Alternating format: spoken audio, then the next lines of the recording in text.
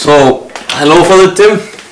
This is Father Tim, the father of the Mariners Church at my school in Connecticut. Okay. You're changing me communities. So he's no. Experience the conception. Okay. So I have a couple of questions, Father Tim, that I would like to ask you regarding the Mariners Church. So the first one is. That's a good question, I must say. Usually I introduce them to the area of the scriptures and of the faith, what's important to us. We usually talk about our faith journey, our relationship with Jesus, and also talk about prayer. Things like that. And basically learn answers to basic questions of life. What's life about? What's the meaning of life? Where we're going? Things like that. So here's another one.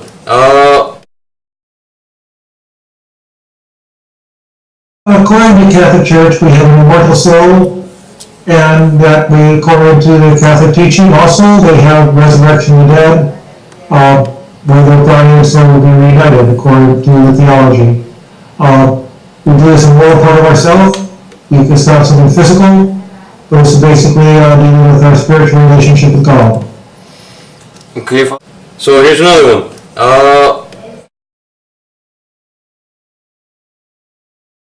I believe in the spiritual life. There are private places are there in the spiritual life. We believe in eschatology, which is death, judgment, heaven, and hell, and that's been the teaching of the Catholic Church for many centuries. For a while, they had a place called limbo, which that was for unbaptized individuals that died. But lately, that has always been a popular devotion rather than actual one that was taught by the Church, from what I remember. Purgatory is another place where you simply wait. You're just simply absent from God, but you're going there eventually. Catholic teaching also believes that we can intercede for someone that has passed away, such as our devotions on November 2nd, All Souls Day. Okay, and just to clarify things, purgatory is not the same as hell, right, Father Tim? Last time I knew it wasn't. I haven't been to any of the three places yet, so I really don't know firsthand. Okay. I can what theologians tell me, and I presume that it's not the same as hell. Great. Some reason we have an idea that hell is a fiery place because of the description of Gehenna. And Gehenna used to be defined as a place that, the old garbage heap outside of Jerusalem that used to be burning all the time. And that seemed to be integrated into our theology that is a place of fire and torment. Some like to use the book of Revelation to kind of reinforce that. Okay, Father. So here's another one. To Catholic teaching, an angel is basically an extension of God.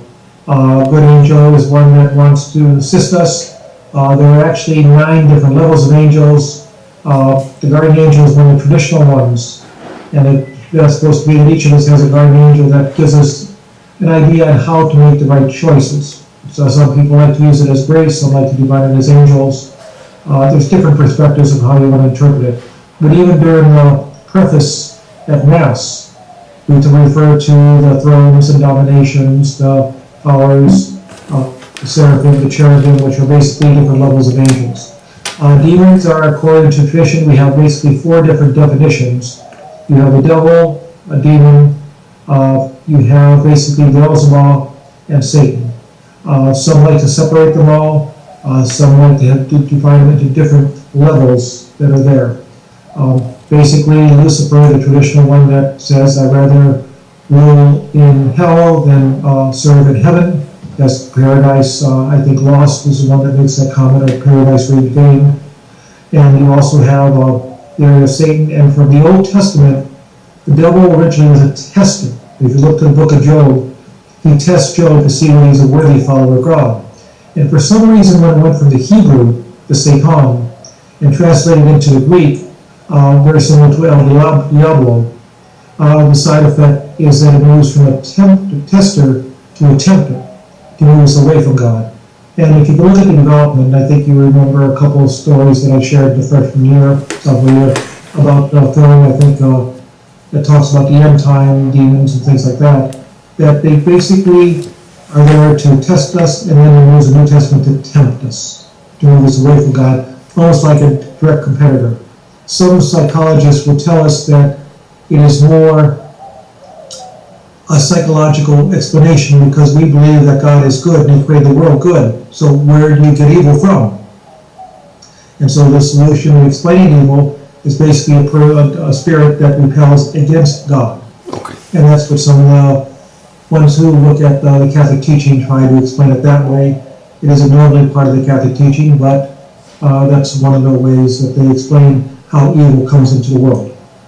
So if I remember correctly, I remember you taught me that the devil actually isn't attributed to be evil. He was a tester, right, as you said, but people give it that value as an evil creature. And modern religion relates evil with the devil, right? Well, they do that, and it actually was St. Paul that seemed to make that distinction, and also the Gospels of Matthew, Mark, and Luke, because each of them have the tempting of Jesus by the devil. Okay. And the temptations in Matthew and Luke are a temptation to gratify oneself with food, and or to bribe others to follow him. Then we have the temptation where it's supposed to be sensational. Look, I'll drop, and the other angels will catch you. And then you have the third temptation, usually, fall down and worship me, and we'll rule the world together. And Jesus, according to tradition, rejects all of them. Then you have in Mark's Gospel, where the temptation beginning, but no clarification of it. The next temptation takes place when Peter says, "No, I don't want you to go to the cross." And then that's when Jesus says to Peter, "Get behind me, you Satan." Okay. And then the next temptation is the agony in the garden, don't go to the cross again. So there's several different interpretations of it, and it depends on what gospel you want to focus in on. We'll give you the different varieties. Another question, Father Tim. Well, the basic thing is very simple. Catholic Church believes firmly that they are the fullness of truth, but everybody else has aspects of it, even non-believers, and I think that's one of the key areas. The non-believers, they have the truth, because right now I'm teaching world religions, and I'm going through Confucianism, Taoism, Shintoism, and Sikhism, because Mrs. Benedict is on a baby break. So I've been up with the last series of classes. And you see aspects of the truth that is there, but they don't seem to have the fullness. They don't have the teaching of Jesus Christ, one who comes to suffer for us, an innocent victim. That is not part of other religions. When you come from the Catholic Church, it is more universal. It invites all individuals. It recognizes that other people have part of that truth, but not all of it. And like we have the sacramental system, which is very, very good. We receive communion on a frequent basis. The area of oneness and unity with Christ we strive for, and also our outreach and our ministry.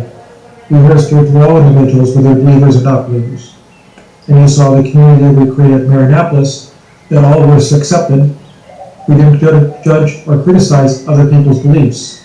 In fact, many individuals who came to the school actually became stronger in their own beliefs. And you'll be very impressed this year. We had about 40 volunteers that went to Stockbridge to help for Mercy Sunday. Last year we had 16. In a very similar way, we have a large campus ministry program now that is expanding to about 40 individuals, where the students are actively involved in that ministry. So I think that's a very important aspect of it. Well, Father, thank you very much. My pleasure indeed.